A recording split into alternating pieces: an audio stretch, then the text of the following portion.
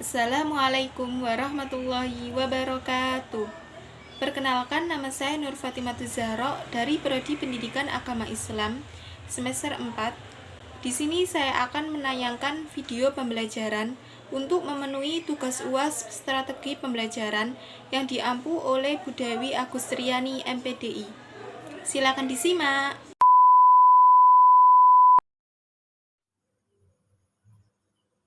Assalamualaikum warahmatullahi wabarakatuh. Waalaikumsalam warahmatullahi wabarakatuh. Selamat Selamat pagi anak-anak semuanya. Pagi Bu. Bagaimana kabarnya hari ini? Alhamdulillah Semuanya ya. Alhamdulillah. Sebelumnya memulai pembelajaran hari ini, alangkah baiknya kita awali dengan berdoa terlebih dahulu. Kita membaca surah Al-Fatihah dengan harapan apa yang kita pelajari hari ini dapat berjalan dengan lancar dan mendapatkan barokah dari Allah Subhanahu wa Ta'ala. Al-Fatihah.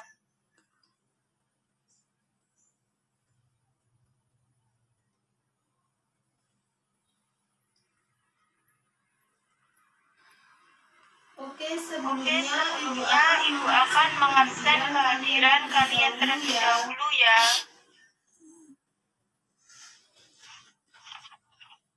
Yang pertama, Farisha Nurama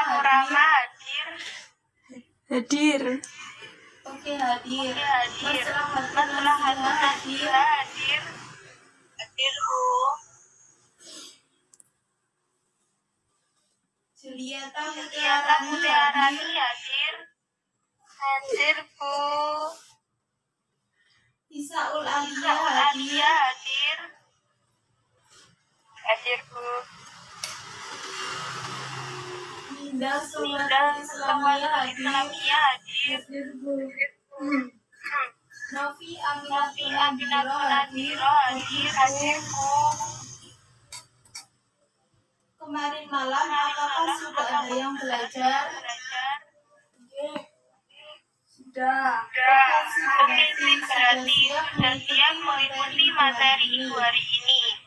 Oke, pada kemarin malam apakah sudah ada yang belajar? Sudah. Oke, berarti sudah siap mengikuti materi Ibu hari ini. Oke, pada pertemuan sebelumnya ada yang masih ingat kita belajar tentang bab apa? Pelaksanaan haji.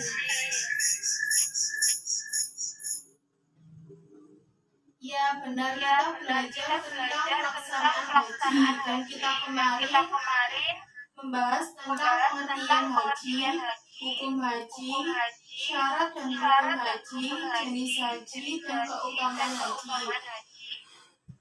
Alhamdulillah kita juga sudah praktik bagaimana pelaksanaan haji kemarin. Oke, dan untuk hari ini kita akan menunjuk materi selanjutnya, yakni tentang penentuan zakat dalam Islam.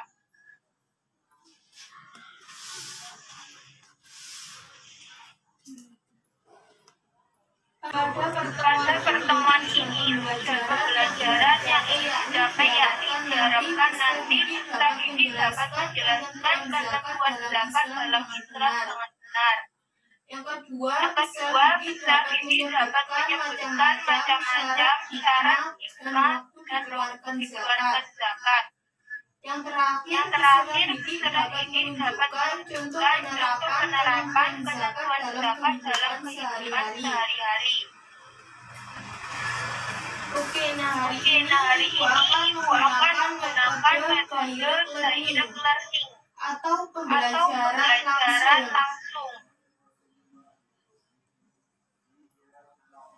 Oke, langkah-langkahnya Ibu akan menjelaskan. Yang pertama, informasi memastikan tujuan pembelajaran dan orientasi pelajaran kepada siswa. Yang kedua, Menipu menipu pengetahuan dan keterampilan syarat. Yang ketiga, menyampaikan materi pelajaran. Yang keempat, melaksanakan bimbingan. Yang kelima, memberikan kesempatan kepada siswa untuk berlatih. Yang Yang keenam, menilai kinerja siswa dengan memberikan umpan balik. Dan yang terakhir, memberikan latihan mandiri. Baik, Ibu akan menjelaskan tentang ketentuan zakat dalam Islam. Mohon Mohon didengarkan dengan sebaik mungkin ya. Ya, Bu. Ada yang tahu pengertian zakat itu apa?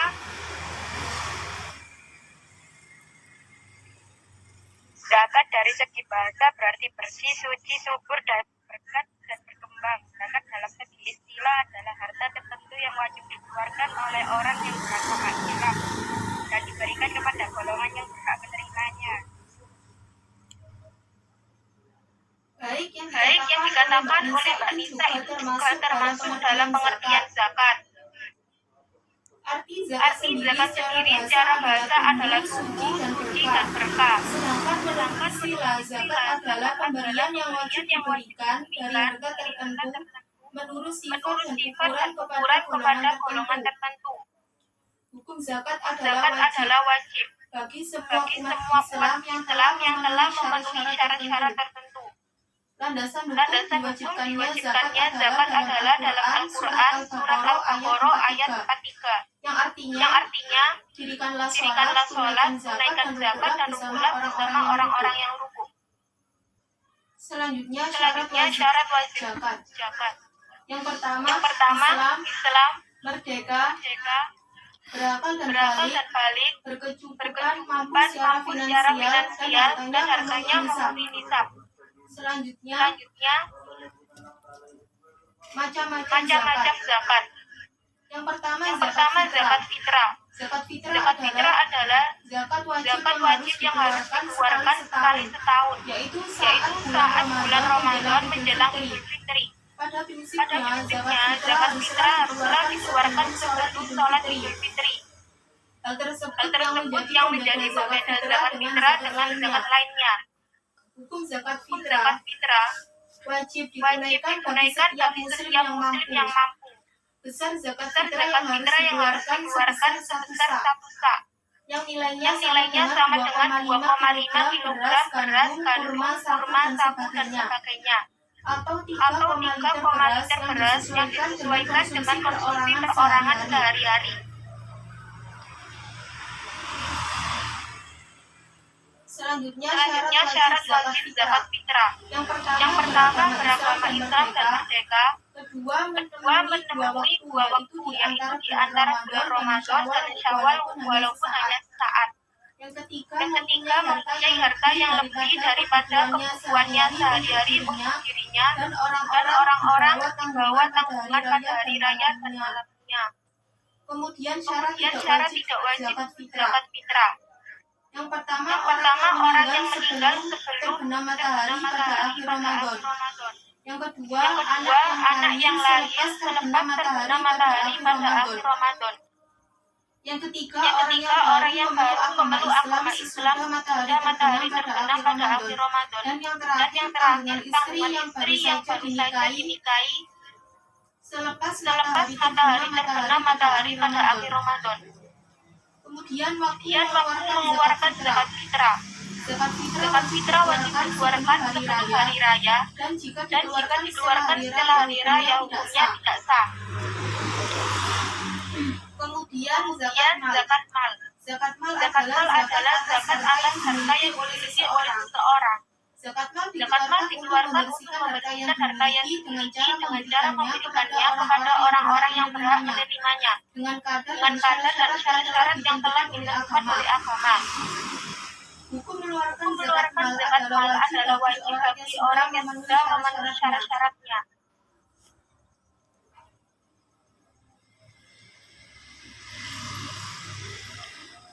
Kemudian Syarat Syarat wajib zakat mal. Yang Yang pertama, harta harta tersebut harus didapat dengan cara yang baik dan halal. Kedua, Kedua, harta tersebut berkembang dan berpotensi dikembangkan. misal Misal melalui kegiatan usaha, perdagangan, dan lain-lain.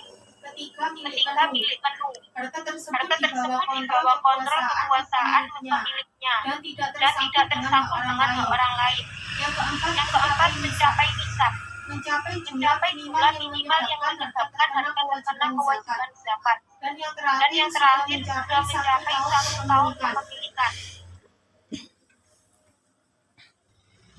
Kemudian hikmah Kemudian zakat. hikmah zakat. Hikmah dari Hikmah zakat dari zakat antara lain. Yang pertama, ungkapan rasa syukur atas nikmat yang diberikan Allah Subhanahu wa taala.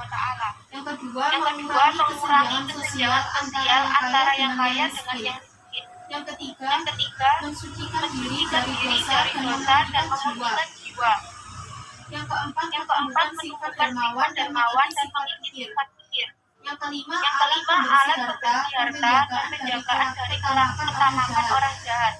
Yang keenam, menolong, membantu dan membina kaum duafa atau orang yang lemah secara ekonomi maupun mustahik lainnya ke arah kehidupan yang lebih sejahtera. Dan yang terakhir, mewujudkan tatanan masyarakat yang sejahtera, rukun dan damai. Oke, sampai di sini ada yang ditanyakan.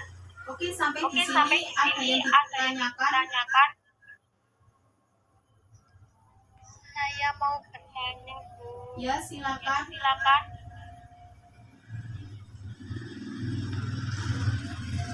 Nama saya Dieta Mutiarani, NIM 20201141. Pertanyaannya, jika seseorang lupa membayar zakat fitrah, kemudian baru ingat setelah sholat Idul Fitri, apa yang harus dilakukan dan bagaimana hukumnya? Terima kasih. Terima kasih pertanyaannya dari Mbak Jelita. Baik, Ibu akan menjawab pertanyaan dari Mbak Jelita. Jika Jika seseorang lupa membayar zakat fitrah, kemudian baru ingat setelah sholat Id, apa yang harus dilakukan dan bagaimana hukumnya?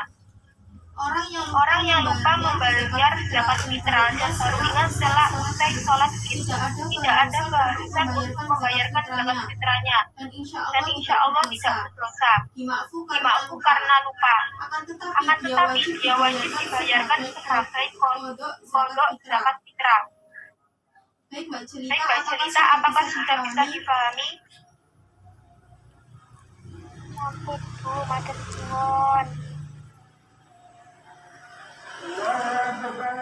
Oke, ada yang ingin ditanyakan lagi?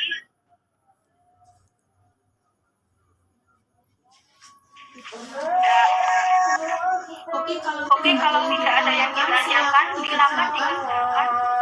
Paket halaman 50.